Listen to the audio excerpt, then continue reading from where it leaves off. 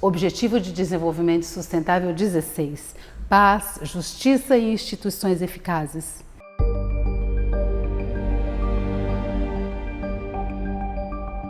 Os Objetivos de Desenvolvimento Sustentável são um apelo global à ação para acabar com a pobreza, proteger o meio ambiente e o clima e garantir que as pessoas em todos os lugares possam desfrutar de paz e de prosperidade.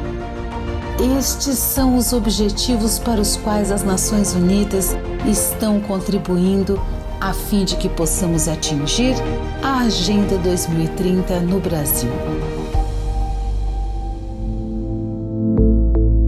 ODS 16: Paz, Justiça e Instituições Eficazes.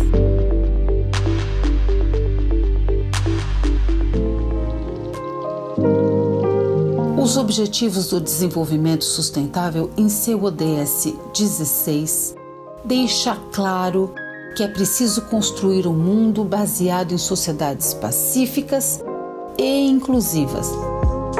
Só assim será possível se alcançar o verdadeiro desenvolvimento sustentável. E para se alcançar esse objetivo, a paz e a coesão social são fundamentais. Isso se faz por meio do amplo acesso à justiça e com a construção de instituições eficazes, responsáveis e não discriminatórias em todos os níveis. Ou seja, a garantia do pleno Estado de Direito e a proteção das liberdades fundamentais. Entre as muitas ações para se chegar ao pleno cumprimento do ODS 16, podemos colocar a redução da violência e a proteção das crianças contra todos os tipos de abusos, o combate à corrupção e a garantia de acesso público à informação. No nível internacional, o desenvolvimento sustentável só será possível com a ampliação da participação dos países em desenvolvimento nas discussões e na presença efetiva em instituições de governança global. No Brasil, um dos nossos grandes problemas é a violência cometida principalmente contra pessoas negras, mulheres, crianças, adolescentes, população LGBTQIA+, povos indígenas e defensores de direitos humanos. Em muitos casos, essas violências e violações de direitos são praticadas pelas próprias instituições policiais e judiciais. Por essa razão, um dos maiores desafios para cumprir o ODS 16 no Brasil é garantir o acesso de todos aos serviços públicos e buscar fazer um combate sem entrega aos abusos, à sonegação fiscal, à corrupção e ao envolvimento de agentes públicos com o crime organizado. As instituições públicas brasileiras ainda precisam ser mais transparentes, efetivas e responsáveis. A cidade de São Paulo conta com diversos projetos e programas que buscam contribuir para a cultura de paz, a ampliação do acesso das pessoas aos serviços públicos e a redução da violência. O Observatório Municipal da Violência contra a Mulher monitora as áreas da cidade com maior incidência de ocorrências de violência, traçando paralelos com o tipo de violência ocorrida e os períodos em que esses casos acontecem, além de gerar diagnósticos levando em conta o perfil das mulheres vítimas. A coordenação de políticas para criança e adolescente da Secretaria Municipal de Direitos Humanos e Cidadania tem por finalidade coordenar e acompanhar as ações de promoção, defesa e proteção dos direitos das crianças e dos adolescentes desenvolvidas na capital, atuando junto às instâncias que formulam e executam políticas públicas voltadas a essa população, em consonância com o que estabelece o ECA, o Estatuto da Criança e do Adolescente, e a Política Nacional dos Direitos Humanos de Crianças e Adolescentes. Entre as diversas atribuições, a coordenação é responsável pela gestão dos 52 conselhos tutelares da cidade de São Paulo. Em 2019, a Prefeitura da capital registrou, infelizmente, 12.507 casos de violência contra crianças e adolescentes. A Prefeitura paulistana tem programas voltados diretamente para o combate à violência na cidade, como a Casa de Mediação, que visa estimular as pessoas em situação de conflito à busca de resolução pacífica para os desentendimentos. Assistidos por um mediador imparcial da Guarda Civil Metropolitana, especialmente treinado e capacitado em curso de mediação de conflitos, o programa garante um ambiente seguro e justo, onde as pessoas se sentem à vontade para resolver seus próprios problemas por meio do diálogo, estimulando o restabelecimento das relações de convivência entre as partes em conflito. Em 2019, foram realizados 3.971 atendimentos. Outro projeto importante que visa a redução da violência na cidade é a campanha de desarmamento, uma iniciativa da Secretaria Municipal de Segurança Urbana, órgão que é responsável pela Guarda Civil Metropolitana e tem como foco a prevenção de mortes por arma de fogo. Até 2019 foram entregues à corporação 9.750 armas. A população pode fazer a entrega de armas e munições em 28 inspetorias da Guarda Civil Metropolitana espalhadas em pontos estratégicos da cidade de São Paulo. Entre os principais objetivos do ODS 16 estão reduzir a violência e as taxas de mortalidade relacionadas, acabar com o abuso, exploração, tráfico, violência e tortura contra crianças, promover o Estado de Direito em nível nacional e internacional e garantir a igualdade de acesso à justiça para todos. Reduzir os fluxos financeiros e de armas ilegais, reforçar a recuperação e devolução de recursos roubados e combater o crime organizado. Reduzir a corrupção e o suborno. Desenvolver instituições eficazes, responsáveis e transparentes. Garantir a tomada de decisão responsiva, inclusiva, participativa e representativa. Ampliar e fortalecer a participação dos países em desenvolvimento nas instituições de governança global. Fornecer identidade legal para todos.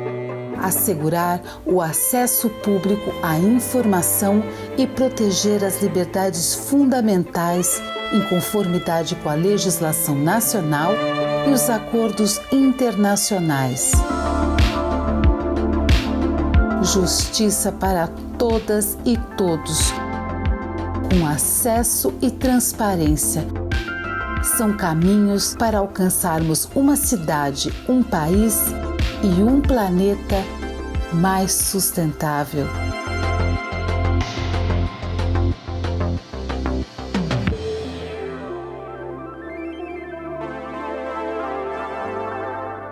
Para conversar sobre esse ODS, nós convidamos o professor e sociólogo Ricardo Abramovay, que é professor sênior do Instituto de Energia e Ambiente da Universidade de São Paulo, fez sua carreira acadêmica no Departamento de Economia da Faculdade de Economia e Administração, onde tornou-se professor titular em 2001. É autor de 13 livros, entre os quais Amazônia, por uma economia do conhecimento da natureza, Muito Além da Economia Verde, publicado em português e espanhol e inglês, e Lixo Zero, Gestão de Resíduos Sólidos para uma Sociedade Próspera. Ricardo Abramovay, muito obrigado por aceitar nosso convite para participar da Maratona ODS. Um prazer estar aqui com você Eu sou um fã do seu trabalho, sou um fã do Envolverde, o trabalho que vocês fazem é muito importante e muito obrigado por essa apresentação, é um privilégio poder refletir com você sobre esse tema tão importante, sobretudo nos dias de hoje, né? Nós estamos vivendo. Sem dúvida. Ricardo, esse ODS sobre o qual nós vamos conversar tem 10 metas. E são metas bastante ambiciosas dentro da Agenda 2030, ou seja, metas que nós deveríamos alcançar até 2030. A primeira delas fala em reduzir significativamente todas as formas de violência e as taxas de mortalidade relacionadas à violência em todos os lugares. O Brasil é um país que, apesar da sua fama de ser um povo cordial, é um país onde a violência atinge altíssimos níveis, em todas as suas formas. Não é possível que a gente tenha um meio ambiente, uma relação saudável entre sociedade e natureza, se a violência for o traço dominante das sociedades contemporâneas. E hoje, em muitas sociedades, a violência é o traço dominante. Isso não se deve a uma característica da natureza humana, mas se deve, sim, a um conjunto de políticas que institucionalizaram a violência e que fizeram da violência uma espécie de marca de honra do combate a alguns dos problemas detectados pelos políticos que acabam se beneficiando do culto à violência. Do que eu estou falando?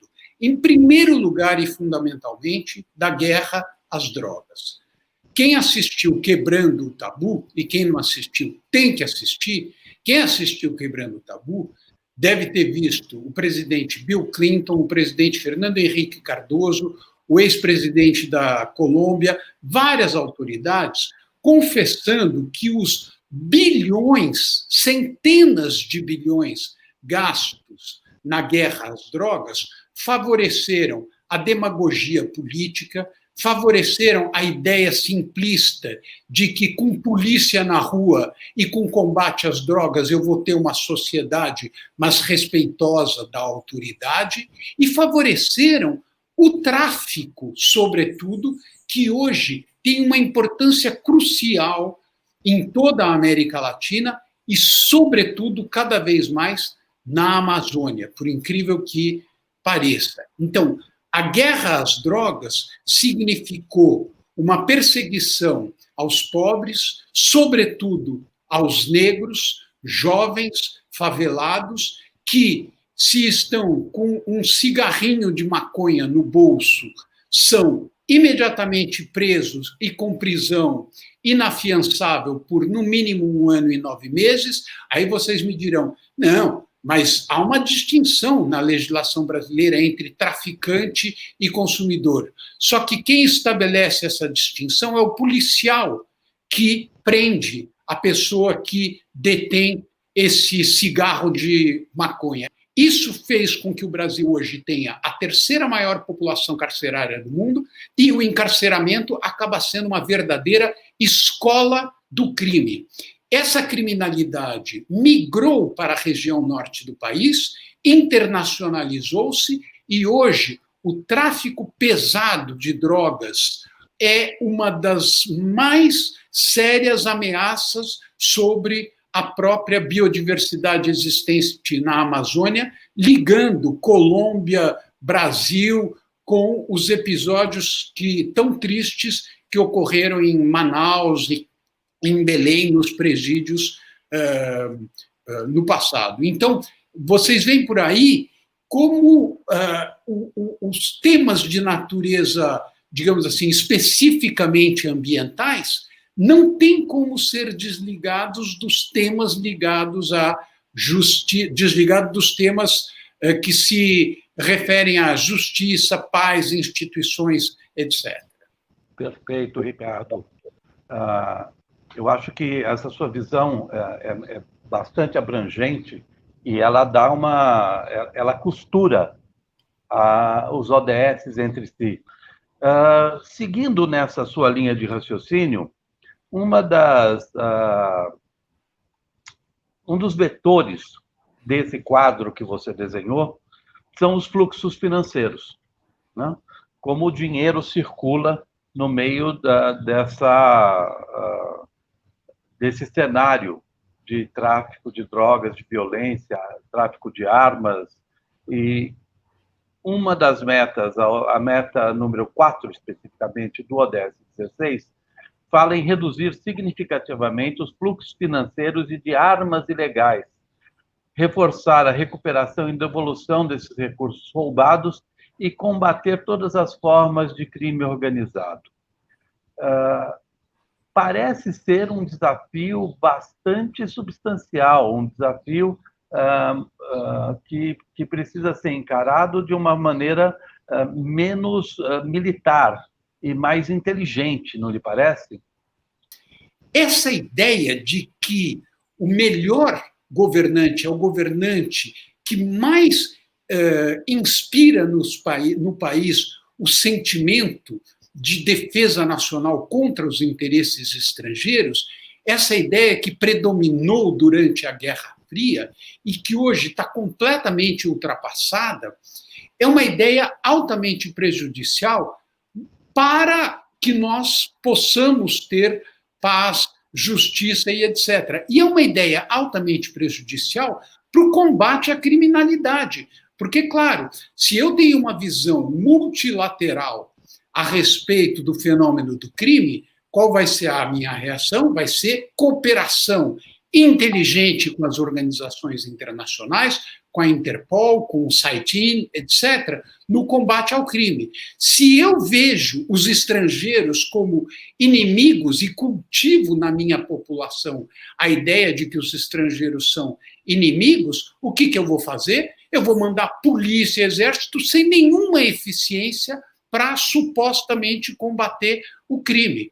Ora, o crime que existe hoje, sobretudo na Amazônia, é um crime organizado que exige recursos financeiros de imensa magnitude. Então, as pessoas têm normalmente uma ideia de que a coisa é mais ou menos assim. Teve a Covid, aí o pessoal que estava em Manaus perdeu o emprego e disse assim, puxa vida, do que eu vou viver? Acho que eu vou desmatar. Aí pega uma motosserra na mão, assim, né? Aquela motosserra que parece quase um machado, só que funciona com óleo diesel, vai lá e desmata a floresta, e por isso que a Amazônia está sendo queimada e desmatada. É uma visão de uma infantilidade absurda, porque o que acontece, na verdade, com o desmatamento, e isso há imagens de televisão, reportagens dos melhores jornais brasileiros e internacionais mostrando, é que há um investimento pesado no desmatamento e um investimento que é feito sobre bases ilegais. Ao mesmo tempo que na Amazônia caía a venda de veículos individuais, caminhões, ônibus, etc., aumentava a venda desse tipo de equipamento nas distribuidoras de veículos. Além disso, o Instituto Escolhas fez um trabalho excepcionalmente profundo sobre mineração de ouro, mostrando como parte do ouro que está entrando na poupança das elites brasileiras vem justamente dessa exploração ilegal, predatória, que usa mercúrio, que usa métodos, hoje em dia, absolutamente inaceitáveis para a exploração mineral.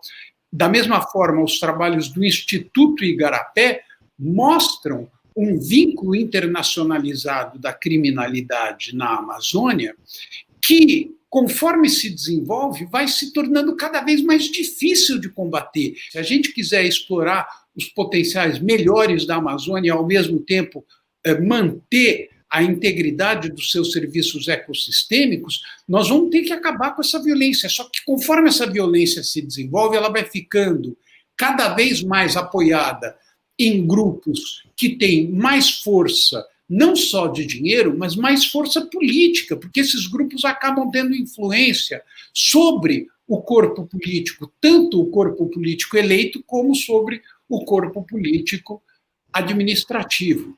Então, é uma situação na qual governantes como os nossos, que cultivam a ideia de que a Amazônia é nossa, nós não podemos ter cooperação internacional, senão a cooperação internacional para explorar os recursos minerais e primários existentes na Amazônia. Esse tipo de mentalidade é o pior possível para combater esse vínculo tão profundo que está se formando no Brasil entre destruição ambiental, destruição dos recursos ecossistêmicos e criminalidade com formação de poderosos grupos ligados a esse vínculo.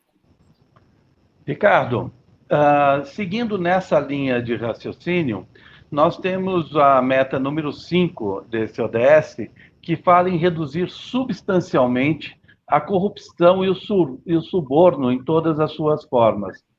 Nós sabemos que o combate à corrupção ou a narrativa de combate à corrupção é uma narrativa que acaba tendo muito eco junto à sociedade, né?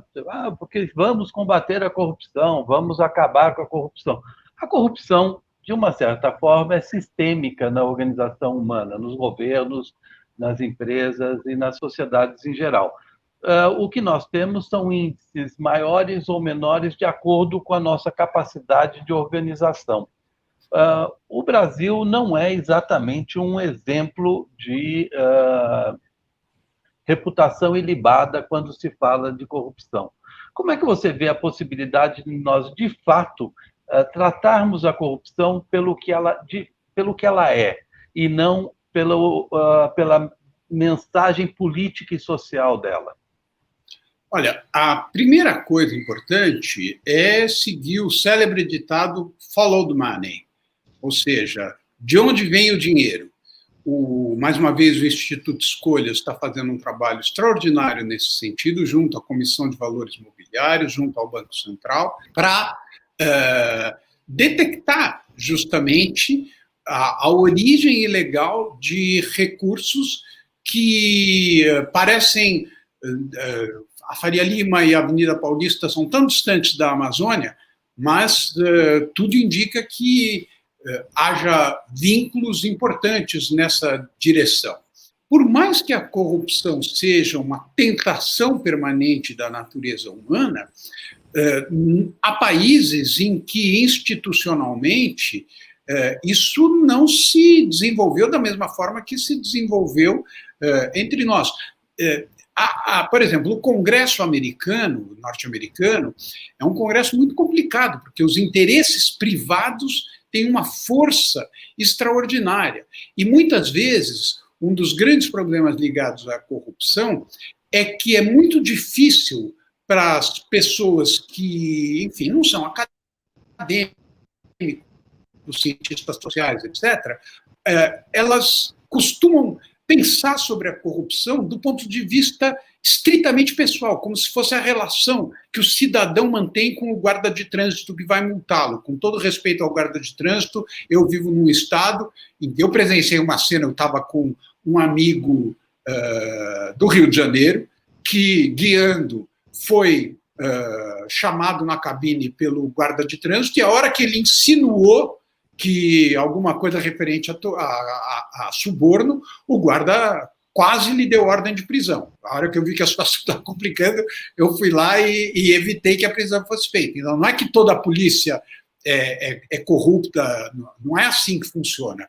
Mas o mais importante é que tem uma dimensão, como você disse, sistêmica na corrupção, ligada ao próprio processo de representação política. Essa é a corrupção grave, quando os eleitos são eleitos a partir de composições econômicas que os levam às instâncias representativas, né, ao legislativo, e onde eles passam a defender interesses privados, em vez de defender interesses públicos. E essa é uma dimensão extremamente grave da corrupção.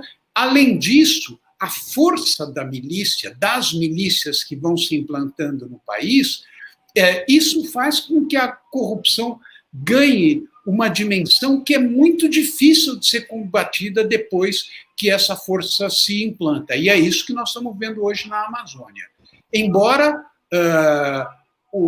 é muito importante dizer que na Amazônia hoje nós temos uma clara divisão entre governadores que estão alertas para o problema do desmatamento, dos impactos negativos que isso tem sobre os próprios investimentos em seu estado, e o governo federal que não para de tergiversar a esse respeito, como se o desmatamento, as queimadas, a destruição, a corrupção e a violência fossem miragens criadas por organizações estrangeiras. Aliás, Dal, uma coisa muito importante da gente dizer aqui é o quanto é absurdo, retrógrado e criminosa esta ideia vinda eu não sei se foi pessoalmente do general Mourão ou de alguma determinação do conselho que ele dirige,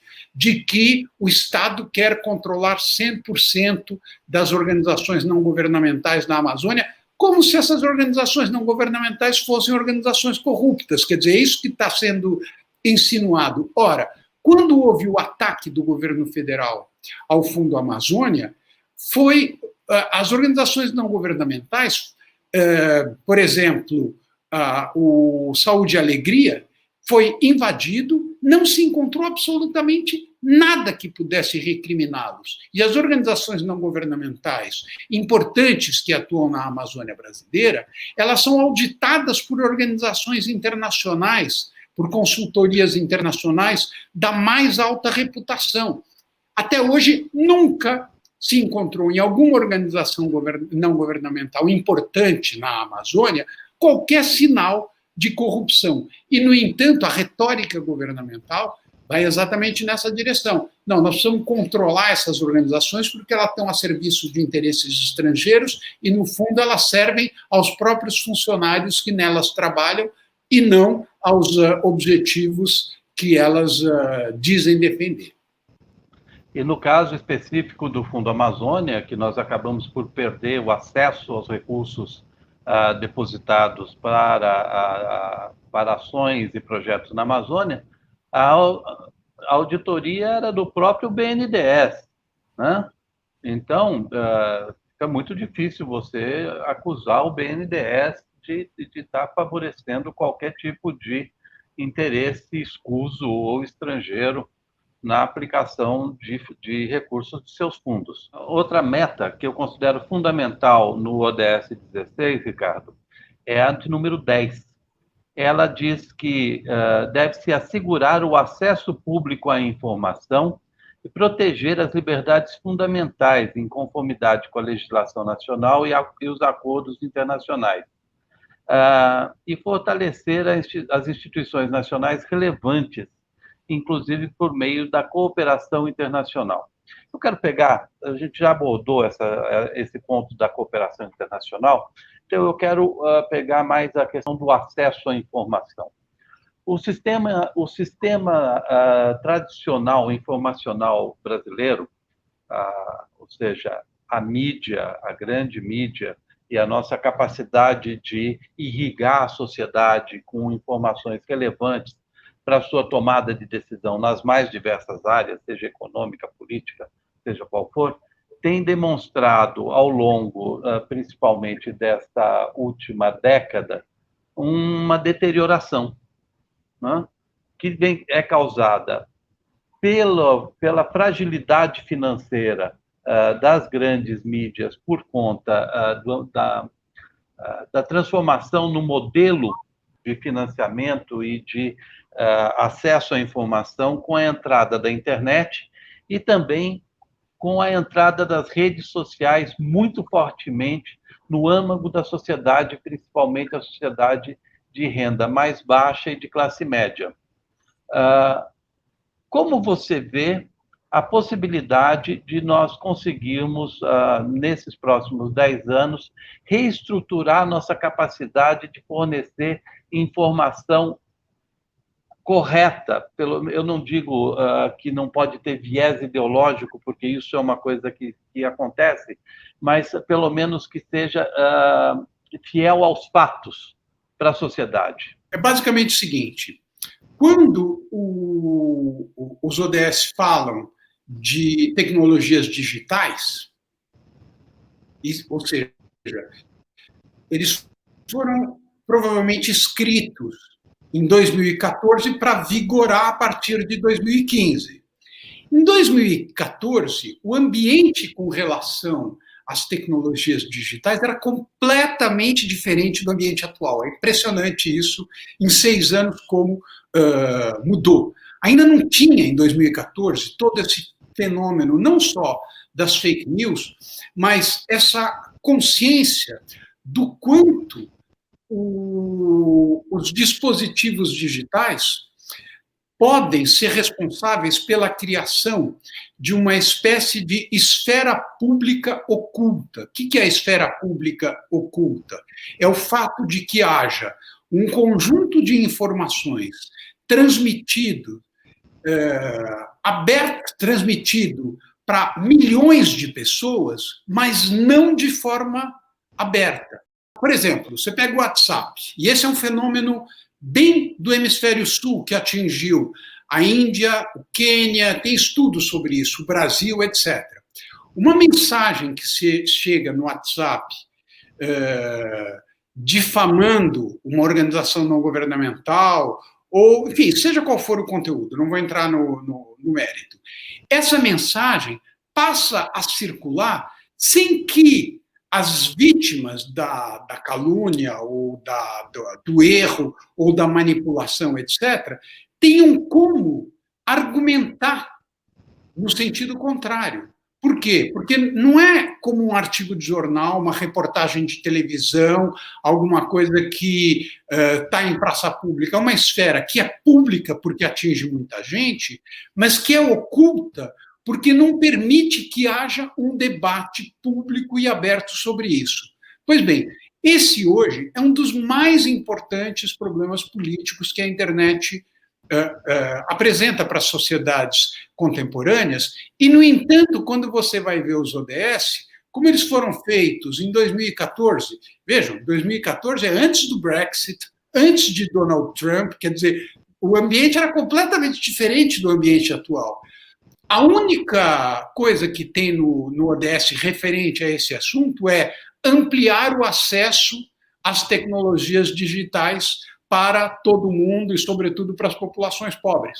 Claro, tem que ampliar, só que o consumo dos dispositivos digitais e os vícios digitais que esse consumo traz para o conjunto da humanidade está, de certa forma, reconfigurando a maneira como nós nos relacionamos entre nós. É algo extremamente grave e sobre o qual quem tem responsabilidade hoje acaba deixando de ser o Estado, as organizações representativas, e passa a ser as próprias organizações privadas que dominam as mídias digitais. Então, para ser bem concreto, quando o WhatsApp diz assim, não, agora você não pode mais mandar a mesma mensagem para 20 pessoas, você tem que mandar a mesma mensagem para 5 pessoas, isso nasceu do quê? Nasceu na Índia, quando começou a haver uma série de linchamentos. O cara descia do ônibus e era linchado, porque começava a circular a mensagem de que ele tinha sequestrado uma criança, coisas absurdas desse tipo. Aí o WhatsApp, a direção do WhatsApp, toma a decisão de reduzir de 20 para 5 a quantidade de mensagens, de pessoas para as quais você pode reproduzir essa mensagem. Tudo bem, é uma decisão muito positiva, perfeito. Só que quem toma essa decisão é uma empresa privada sobre a qual os cidadãos não têm a menor influência. Não é uma instância pública, uma instância representativa que exprima o Estado e, portanto, os interesses dessa população. Então, esse é um dos temas mais difíceis que nós temos pela frente nos próximos anos. Ninguém ainda conseguiu equacionar isso de maneira adequada. Felizmente, agora, nos Estados Unidos, uma das candidatas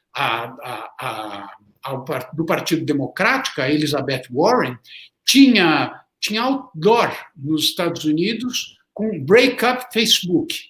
Ou seja, tem que dividir o Facebook. Não é possível que tão poucas empresas tenham um monopólio tão grande de algo fundamental para a cidadania, que é a informação e a maneira como nós nos relacionamos com a informação. Ricardo, eu agradeço demais a sua participação na nossa Maratona ODS. Eu acho que a nossa conversa foi bastante agradável e esclarecedora. Oferece algumas linhas de raciocínio, de pensamento bastante claras para as pessoas, e espero que a gente possa estar juntos em outras oportunidades para conversar sobre temas que eu sei que nos são tão caros, políticas públicas. Perfeito. Muito obrigado. Dá um privilégio poder estar com você e com as pessoas que seguem o Envolverde. O Envolverde hoje é um organismo fundamental na difusão, e eu concordo totalmente com você, desse que é o mais importante documento que a humanidade produziu e que criou uma dinâmica, porque em 2030 justamente nós vamos rever essas coisas. Isso é que é interessante, não é que alguém chegou à verdade e pronto, está estabelecido, não. É um processo permanente de revisão. Essa que é a grande riqueza dos ODS. Por isso que é fundamental que todo mundo se envolva com as discussões referentes ao ODS, e o Envolverde tem feito um trabalho espetacular nesse sentido. Muito obrigado, Ricardo. Eu acho que é uma caminhada em direção à utopia, né? Cada vez que avançamos, ela se move um pouco adiante.